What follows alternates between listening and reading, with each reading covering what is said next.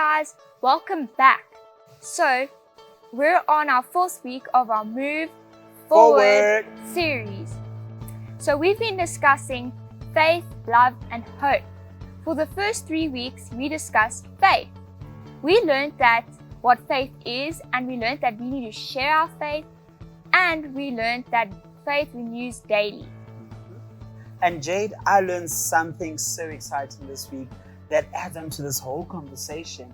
I was reading in John 21, the whole chapter, and as I was reading, so just a quick recap, what happens in this chapter is where Jesus appears to his disciples as they were fishing, and they were fishing the whole night, and they didn't catch any fish. I'm sure it must have been very frustrating. I would have left like 2 minutes after like that. But anyway, so as they were fishing there, Jesus appears to them and he says, throw your nets to the other side of the boat. And guess what happened? What happens here? So after that, they just plenty of fish. They caught so much fish that they have never caught before. And then they got off the waters of the sea, and then they met up with Jesus and had a braai there of the fish. And then in verse 15, Jesus asks Simon Peter this. He's like, Simon Peter, do you love me? And Peter answers in shock. He's like, yes, Jesus, I love you. And Jesus says, then take care of my sheep. And then in verse 16, Jesus asks this question again. And then Jesus says, Simon Peter, do you love me? Now, I'm sure I'm also confused right now. Even Peter was so confused. Me too. Like, yes, Jesus, I love you. And then Jesus says again, take care of my sheep. After reading this, I was so mind blown because Jesus asked Peter the same question 3 times and Peter answers the same question 3 times. But what's beautiful out of this, Jade, is that Jesus is reminding Peter about his love. Sometimes we forget, when was the last time you told Jesus that you love him? Wow, come to think of it, I can't actually remember.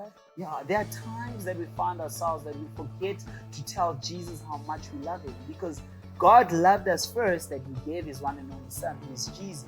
And Jesus dies on the cross for us as an expression of love. And not only that, because we have experienced that love, we need to not only hold it to ourselves, we need to share it with other people. That's why Jesus is saying to Peter, take care of my sheep. That taking care means to love other people. The sheep in this context means God's people. So next time, don't think you are sheep. No, you are God's people. It's just in biblical reference, they say sheep. So meaning we need to love God's people. Peter needed to love God's people more. You know what's here? This reminds me of the verse in John 13 verse 35. It says, if you love one another, everyone will know that you are my disciples. So this means that we need to show out our love to everyone. And when people see that we love one another, they will know that we are disciples of God, that we are believers. Sure. So meaning we need to become ambassadors of God's love. Exactly. Yeah, you are only an ambassador of what you are. Because we are loved by God, we can easily love others. But practically, how does this work out? Well, this means we can care for one another, help one another. Maybe your parents are busy washing dishes and you see that they're tired. Maybe you can go out and just be like, hey mom, hi dad, can I just help you with the dishes?